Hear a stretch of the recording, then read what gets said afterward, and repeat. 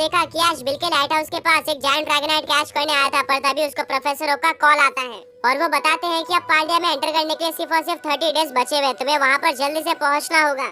जिसके चलते ऐश mysterious tournament में पार्टिसिपेट करने का प्लान ड्रॉप कर देता है और इसके बाद वो ओल्ड मैन से कांटेक्ट करता है पांड्या रीजन जाने के लिए। ऐश और ओल्ड मैन विंडन स्टेडियम में पहुंचते हैं गला रीजन के, जिसके बाद वो केव के थ्रू पांड्या पहुंच जाते हैं और वहां पर एक गार्ड ऐश से उसकी क्वालिफिकेशन पूछता है। ऐश अपनी क्वालिफिकेशन बता देता है, जिसके बाद उसको अंदर ले लिया जाता है। अब आगे गार्ड गैरी की क्वालिफिकेशन पूछता है। गैरी बोलता है कि आज तक मैंने कोई भी चैंपियनशिप नहीं जीती है और मेरे पास कोई भी ट्रॉफी नहीं है, पर मैंने 2 रीजन में ट्रैवल किया है, जो कि है कैंटो और जोटो। कैंटो में मेरी जर्नी बिल्कुल भी इंप्रेसिव नहीं थी और बहुत जल्दी बाहर हो गया था, पर जोटो में मैं टॉप 16 तक गया था और उसके बाद मैंने अपनी जर्नी छोड़ दी। इसके बाद दोनों सिक्योरिटी गार्ड काफी देर तक डिस्कस करते हैं और बोलते हैं गैरी तुम एक स्ट्रॉन्ग पोकेमॉन ट्रेनर नहीं हो, हम तुम्हें अंदर नहीं जाने दे सकते। गैरी बोलता है कि मैं एक काफी स्ट्रॉन्ग पोकेमॉन ट्रेनर हूँ और मैं इसको प्रूफ करके दिखाऊंगा। पार्लिया में एंटर करने के बाद मैं और भी ज्यादा स्ट्रॉन्ग हो जाऊंगा और चैंपियनशिप जीतूंगा। सिक्योरिटी गार्ड बोलता है कि तुम्हारा कॉन्फिडेंस तो अच्छा लग रहा है, पर तुम्हारे पास क्वालिफिकेशन नहीं है, बट फिर भी हम तुम्हें अंदर जाने दे सकते हैं। इसी तरह से गैरी भी अंदर आ जाता है और फिर ब्रॉक की क्वालिफिकेशन पूछी जाती है। ब्रॉक बोलता है वेल मैं कोई पोकेमॉन ट्रेनर नहीं हूँ, बल्कि एक पोकेमॉन ब्रीडर हूँ और यहाँ पर मैं ऐश के साथ ट्रैवल करने वाला हूँ। सिक्योरिटी गार्ड बोलता है तो फिर तो तुम यहाँ पर किसी भी तरीके से अंदर नहीं आ सकते हो, हम सिर्फ और सिर्फ पोकेमॉन ट्रेनर्स को अंदर लेते हैं ताकि यहाँ का एनवायरनमेंट अच्छा रहे। यहाँ पर जितने भी कैरेक्टर्स हैं वो सिर्फ और सिर्फ चैंपियन बनने के बारे में सोचते हैं और एक दूसरे से कम्पीट करते रहते हैं। यहाँ पर तुम्हें एक भी ऐसा कैरेक्टर देखने को नहीं मिलेगा जो कि पोकेमॉन ट्रेनर नहीं है। हाँ, हो सकता है कि कुछ लोगों ने रिटायरमेंट ले ली हो। ब्रॉक बोलता है कि मैं ऐश के साथ ट्रैवल करने वाला हूँ और उसकी हेल्प करूंगा। ऐश भी ब्रॉक को बोलता है कि हाँ, ब्रॉक काफी टाइम से मेरे साथ ट्रैवल कर रहा है, उसको अंदर आने दो। ओल्डमैन बोलता है कि ऐश एक काफी हाईली क्वालिफाइड पोकेमॉन ट्रेनर है, तो उसके साथ एक और पोकेमॉन ट्रेनर आने देना चाहिए। भले ही वो पोकेमॉन ट्रेनर नहीं है, बट उसको पोकेमॉन के बारे में सबसे ज्यादा नॉलेज है और वही ऐश को गाइड करता है।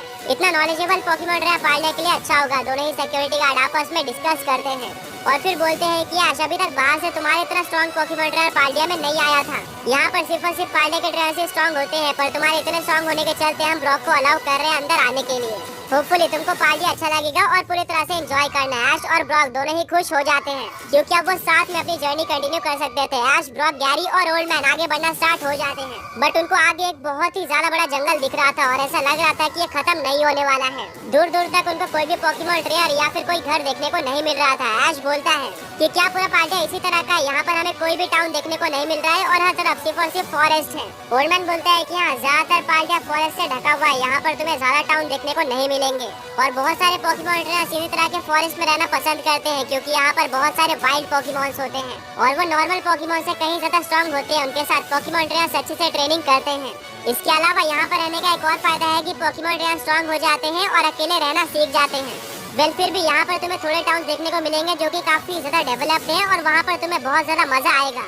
ऐश बोलता है ये रीजन तो बाकी सारे रीजन से बहुत ही ज्यादा अलग है, मैंने ऐसे कोई रीजन में ट्रैवल नहीं किया था, इसमें ट्रैवल करने में जरूर मजा आएगा। पर तभी उनको एक बुश हिलने की आवाज सुनाई देती है। सभी लोग अलर्ट हो जाते हैं और गैरी धीरे धीरे उस बुश की तरफ बढ़ता है। ओल्डमैन बोलता है कि गैरी आराम से, वहाँ पर कोई स्ट्रॉन्ग पोकेमॉन भी हो सकता है जिससे तुम्हें खतरा होगा। गैरी फिर भी आगे बढ़ते रहता है एंड उसको देखने को मिलता है कि उस बुश के पीछे एक पोकेमॉन है जो कि बिल्कुल एक पिग की तरह दिख रहा है। गैरी बोलता है ये क्या, मैंने ऐसे पोकेमॉन को कभी भी नहीं देखा है और वो पोकेमॉन गैरी की आवाज सुन लेता है और वो गैरी के ऊपर ही अटैक करना स्टार्ट कर देता है। गैरी जल्दी से अपने एरोडैक्टाइल को बाहर निकालता है, जिसके बाद एरोडैक्टाइल और उस पोकेमॉन के बीच में फाइट स्टार्ट हो जाती है। दोनों ही पोकेमॉन टफ बैटल कर रहे थे, पर किसी ने भी अंदाजा नहीं लगाया था कि एक वाइल्ड पोकेमॉन इतना स्ट्रॉन्ग होगा। वो पूरी तरह से एरोडैक्टाइल को डोमिनेट कर रहा होता है, जबकि एरोडैक्टाइल एक वेल ट्रेन्ड पोकेमॉन है। ओल्डमैन बोलता है कि गैरी को अपने पोकेमॉन्स को और भी ट्रेनिंग देनी पड़ेगी। पाल्डिया में नॉर्मल से कहीं ज्यादा स्ट्रॉन्ग पोकेमॉन रहा करते हैं, पर लास्ट में एरोडैक्टाइल एक रॉक स्लाइड अटैक का यूज करता है, जिससे वो पोकेमॉन हार जाता है और मौके का फायदा उठाते हुए गैरी अपने पोकेबॉल को फेंककर उस पोकेमॉन को कैच कर लेता है और इसी के साथ गैरी अपना सबसे पहला पाल्डिया पोकेमॉन या फिर हमका ऐश और उसके फ्रेंड्स के बीच में गैरी ने सबसे पहला पाल्डिया पोकेमॉन कैच कर लिया था।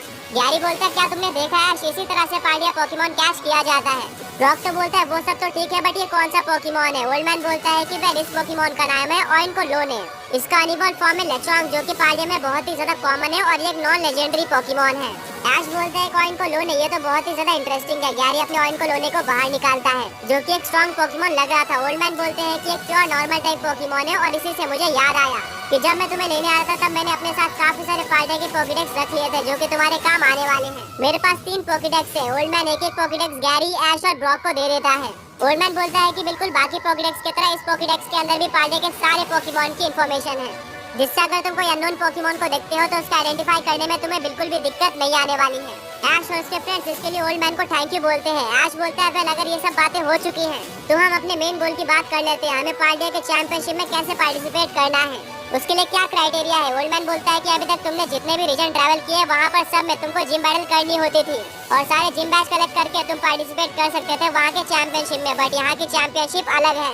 यहाँ पर तुम्हें 4 जिम बैटल देखने को मिलेंगी। बट ट्विस्ट ये है कि यहाँ पर कोई नॉर्मल ट्रेनर पार्टिसिपेट नहीं कर सकता है। इसके लिए तुम्हें एक टास्क करना होगा जहाँ पर तुम्हें 2 पोकेमॉन्स को पकड़ना है। सबसे पहला पोकेमॉन है वॉकिंग वेग, वहीं पर दूसरा पोकेमॉन है आयरन लीव्स। ये दोनों ही लेजेंडरी पोकेमॉन है और ये नॉर्मल टाइमलाइन में नहीं पाए जाते, यानी कि इनको पकड़ना बहुत ही ज्यादा डिफिकल्ट होने वाला है। तुम्हें इनको पास्ट या फिर फ्यूचर में जाके कैच करना होगा और अब वो कैसे करते हैं वो तुम्हें खुद फाइंड आउट करना होगा। मैं तुम्हारी इसमें कोई भी हेल्प नहीं कर सकता हूँ।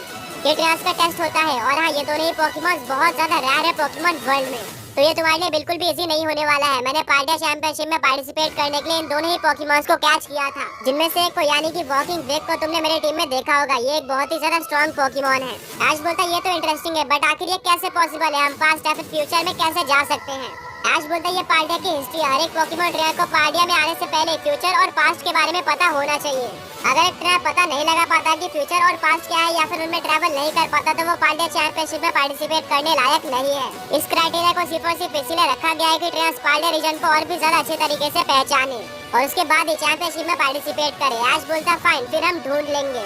अब हमारी असली जर्नी स्टार्ट होती है। ओल्ड मैन बोलता है ठीक है, अब मैंने तुम्हें सारी चीजें बता दी है, अब मैं यहाँ से चलता हूँ। अगर तुम्हें आगे जाकर कभी भी मेरी जरूरत पड़ती है किसी भी चीज को कंप्लीट करने के लिए तो मुझे कॉल जरूर करना। बट हाँ, कुछ ऐसी भी चीजें हैं जो कि तुम्हें खुद से करनी होगी, मैं बिल्कुल भी हेल्प नहीं कर सकता हूँ। ऐश बोलता है ठीक है, हमें यहाँ तक पहुँचाने के लिए thank you. Old man Ash, Gary और ब्रॉक से हाथ मिलाता है और वहाँ से चले जाता है। ब्रॉक बोलता है कि ऐश ये तो काफी टफ होने वाला है, हम पार्डिया में नए हैं और हमको नहीं पता है कि वॉकिंग वेग और आयरन लीफ दोनों ही कैसे दिखते हैं। गैरी बोलता है मेरे अकॉर्डिंग इसके लिए हमें पोकेडेक्स की हेल्प लेनी चाहिए, सबको ये अच्छा आइडिया लगता है। गैरी बोलता है कि पोकेडेक्स हमें आयरन लीफ और वॉकिंग वेग के बारे में